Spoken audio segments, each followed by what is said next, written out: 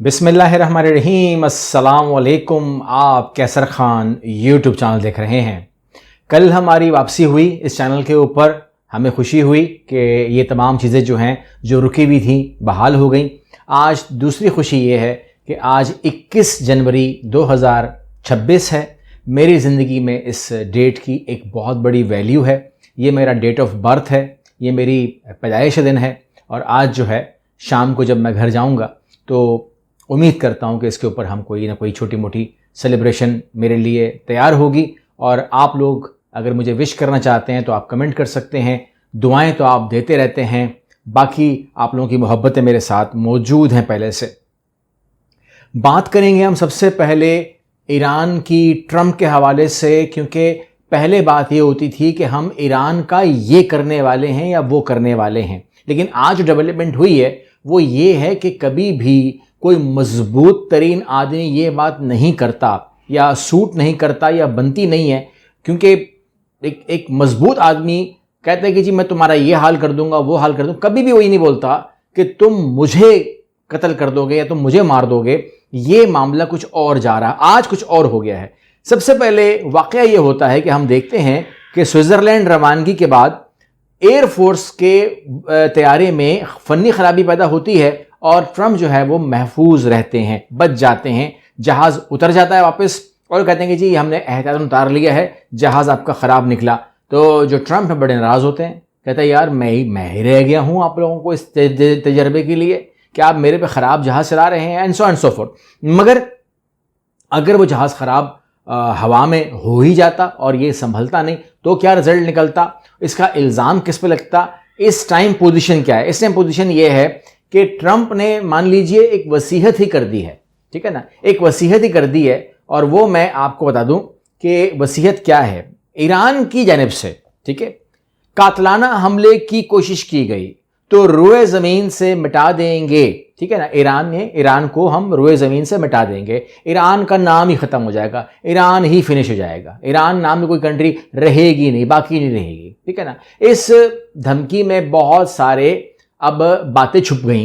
इस हेडलाइन को अगर मैं पढ़ता हूं तो मैं मतलब निकालता क्या हूं। नंबर एक, किसी भी मुल्क को अगर आपने सफ़ाए हस्ती से मिटाना है तो आपने उसके ऊपर लातादाद एटम बम्स मारने होंगे ताकि वो सफ़ाए हस्ती से मिट जाए, उसके बाद वाकई में मिट जाएगा।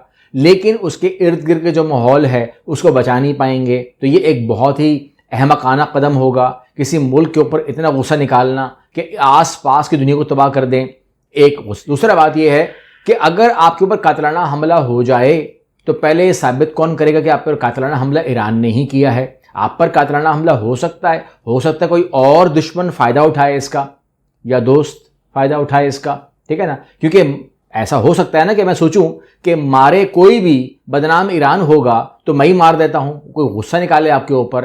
तो ये तो एक अजीब सा ही जो है ना वो एक ऐसी स्टेटमेंट है जिस तरह हम पाकिस्तान में कहते हैं कि जी अगर मुझे कुछ हुआ तो ये ज़िम्मेदार है। तो यहाँ पर सूरत हाल वही हो रही है। लेकिन यहाँ पर तीसरी खबर ये निकल कर आती है मेरे लिए कि ट्रंप समझते हैं कि ईरान में इतनी कैपेबिलिटी भी है कि वो मेरी जान ले सकता है। तो ये पहली बार मैं देख रहा हूं कि एक इंतहाई ताकतवर आदमी जिसके अंदर कोई कमी नहीं है, उसको ये डर खाया जा रहा है कि अली खामनाई को मैं मारूंगा या अली खामनाई मुझे मार देगा। तो ये जो चीज़ होती है ना कि दुश्मनी तो है, लेकिन ये दुश्मनी ख़त्म कैसे होगी?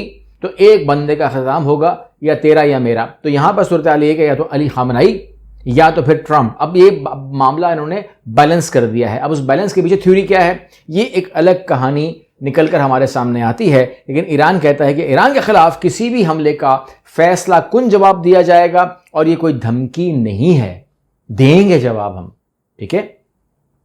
अब मामला ये कि यहीं पर अगर आप देखें तो नेतन्याहू को ट्रंप के गज़ा बोर्ड ऑफ पीस में शमूलियत भी कर ली गई है, उसने कबूल भी कर लिया है। लेकिन जो ट्रंप हैं जो नेतन्याहू हैं, जो इसराइल है, वो क्या सोचता है इस हवाले से मैं आपको इन्फॉर्म कर दूं। और वो ये है कि वो कहता है यूएसए को कि मैं आपकी खातिर, ठीक है, आपकी मोहब्बत में 700 मिसाइल खा सकता हूं, ये मेरी गुंजाइश है।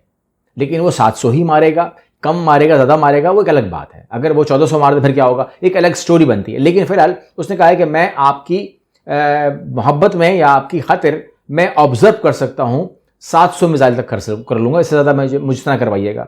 लेकिन इसीलिए उसने शायद उसको थार्ड मिसाइल और बहुत कुछ दे दिया है। ये चीज़ें तो हो रही हैं। इब्राहिम लिंकन आ रहा है, 75 जहाज ला के तो इब्राहिम लिंकन आ रहा है। F-15 का एक बेड़ा मैं देख रहा हूं, वो तरतीब पा चुका है कतर के अंदर। यानी कि मैं देख रहा हूं कि जितना असलहा अब की बार मूव हो रहा है टूवर्ड ईरान, उसकी तो बात ही मत कीजिएगा, वो तो एक अलग लेवल जा रहा है। और इसमें आपको मैं ये ज़रूर इन्फॉर्म कर दूं कि जो इब्राहिम लिंकन है ना, वो जो आ रहा है, अब उन्होंने उसकी जो मॉनिटरिंग है या उसकी जो सैटेलाइट जो आप मॉनिटरिंग कर सकते हैं, वो उसने ऑफ कर दी है। यानी कि nobody knows, even US nobody knows कि ये कहाँ है इस टाइम। अभी वो आउट हो गया, बंद कर दिया उन्होंने, आप उसको नहीं पकड़ सकते। जीपीएस ऑफ हो गया, सब कुछ ऑफ हो गया, ठीक है ना। अब ये भी हो सकता है कि 2 दिन के बाद वो पहुंचेगा, ठीक है ना, बहरा हिंद से होते हुए। तो अगर वो पहुंचेगा, तो अगर पहुंचा, अगर रिस्क ही बहुत बड़ा है, अगर पहुंचा तो ठीक है, कामयाब हो गया। लेकिन अगर नहीं पहुंचा तो फिर वो कहाँ गया ये पता नहीं चल पाएगा, बिकॉज उसके तमाम के तमाम सैटेलाइट जो सिग्नल्स हैं वो इस टाइम ऑफ हैं। तो ये बड़ी खतरनाक बात है, ठीक है। जहां पर हमले की बात हुई अमेरिका ने की ईरान के ऊपर, या उन्होंने कहा हम भी जवाब देंगे, तो जवाब उसको पता है वो क्या जवाब होगा। लेकिन वहीं पर नेतन्याहू ने कहा है कि if Iran attacks Israel we will act with strength that Iran hasn't yet known. उनको पता ही नहीं है हम पे क्या करने वाले हैं, उनको पता ही नहीं है कि हम उनके ऊपर कौन सी ताकत लगाने वाले हैं, जिस ताकत का अंदाज़ा ही नहीं है ईरान को इस टाइम। तो ये अपने नौयत की जो सफ़ाए हस्ती से मिटा दूंगा, ये अक्वालिजरी जो है ये ट्रम्प का है, और मैं एक ऐसी स्ट्रेंथ के साथ चढ़ाई करूंगा ईरान के ऊपर जिसका कोई अंदाज़ा आज ईरान को है ही नहीं। तो ये 2 एक्सट्रीम पोजीशन जो हैं ये मैं देख रहा हूं, और वो भी कह रहा है कि मैं जवाब दूंगा और मैं भी कोई मजाक नहीं कर रहा हूं। तो इस टाइम, और इन तमाम बातों को भी मैं इग्नोर कर लेता, क्योंकि ये बातें हैं, मेरे लिए ये बातें हैं, ठीक है ना, मैं इसको इतना सीरियस शायद ना लेता। लेकिन जो मूवमेंट हो रही है समंदर के अंदर और खुश्की पे, समंदर में इब्राहिम लिंकन समेत जो चीज़ें आ रही हैं और जो बेड़े आ रहे हैं और जो मूवमेंट हो रही है, वो अपने लेवल की मूवमेंट है। ये नहीं हो सकता कि ये इस लेवल पे करवा कर आपको बोलेंगे जी जंग नहीं होगी, तो ये नहीं होगा। लेकिन देखते हैं कि इस प्रेशर में आकर किस हद तक को लेके जाते हैं, क्योंकि उनके पास एक हथियार तो नहीं है ना।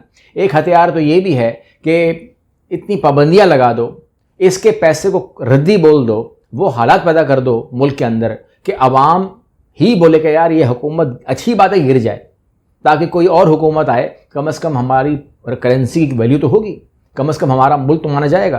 तो ये बड़ी ख़तरनाक सूरत हाल जो है पैदा होती ही जा रही है, ठीक है। आगे बढ़ते हैं तो यहाँ पर आपको मैंने बता दिया कि नेतन्याहू ने गज़ा पीस का जो रुकनीत है वो कबूल कर ली है। इसके अलावा एक अमेरिकन एहलकार ने बताया है कि जो हम $1 अरब लेंगे उसका हम करेंगे क्या। तो वो उन्होंने पूरी इंकशाफात कर दिए कि जी हम कोई जेब में नहीं डालने लगे, ज़्यादा है तामीर नौ है, तमाम चीज़ें हैं, ख़र्चा भी होता है, काम भी होता है, तो वो हमारा एक फ़ंड बन जाएगा और हो जाएगा। अच्छा, अब आखिरी खबर मैं दे देता हूँ आपको ग्रीनलैंड के ऊपर।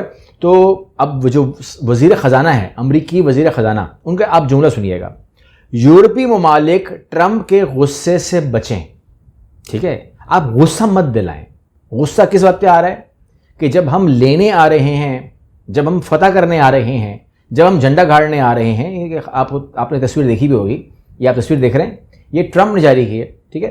ट्रंप ने ग्रीनलैंड पर अमेरिकी कब्जे और लहराने, परचम लहराने की AI तस्वीर जारी की है। ये AI तस्वीर है, ठीक है ना। ये ग्रीनलैंड पे आकर अपने दिमाग की जो ख्वाहिश है या जो अक्कासी है वो तस्वीर के ज़रिए, AI के ज़रिए करता रहता है कि मैं यहाँ पर ये महसूस कर रहा हूँ, मैं यहाँ पर ये फील कर रहा हूँ। ये अक्कासी जो है वो आप इसकी देखते रहते हैं। तो वो उसने कहा कि जी हम करने जा रहे हैं, आप उसमें रुकावट डाल रहे हैं।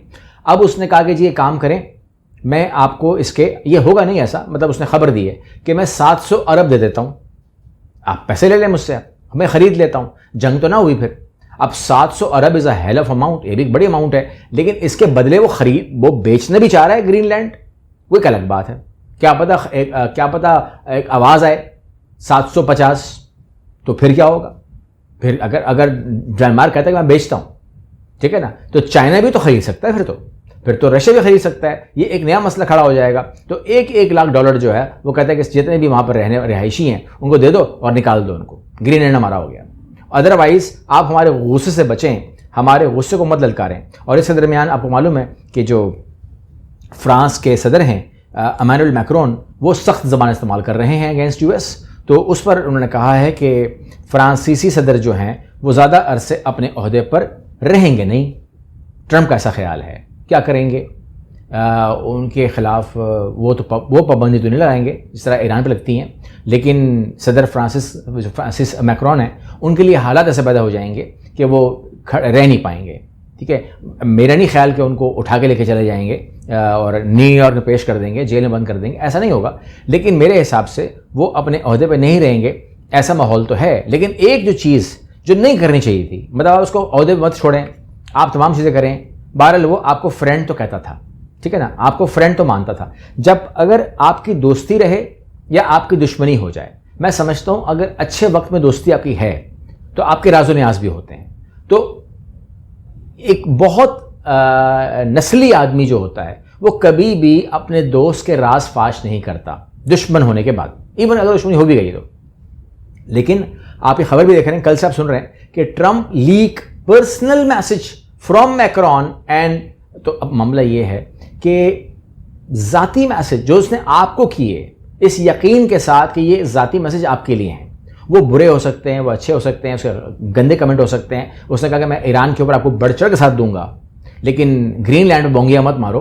तो ये उसने पर्सनली आपको कहा, ठीक है ना। उसको इंडिपेंडेंट में छाप देना, उसको आलमी मीडिया की नज़र कर देना, ये ऐसा ही है कि अब आपके ऊपर जो बाकी दोस्त आपको मानते हैं वो भी दोस्त नहीं डरेंगे आपसे कि आप दोस्ती ख़राब होने के बाद चैट लीक कर देते हो। तो हम लोग तो अपने दोस्तों से बहुत कुछ कह देते हैं, बहुत कुछ कह देते हैं इस उम्मीद के साथ कि अच्छा आदमी है, अगर दोस्ती ख़त्म भी हो जाएगी तो कम से कम मेरी पर्सनल तो लीक नहीं करेगा। लेकिन ट्रंप ने ऐसा करके जो है मेरे हिसाब से मुनासिब हरकत नहीं की है। ये तरबियत में कमी का निशानी जो है वो जाहिर करती है।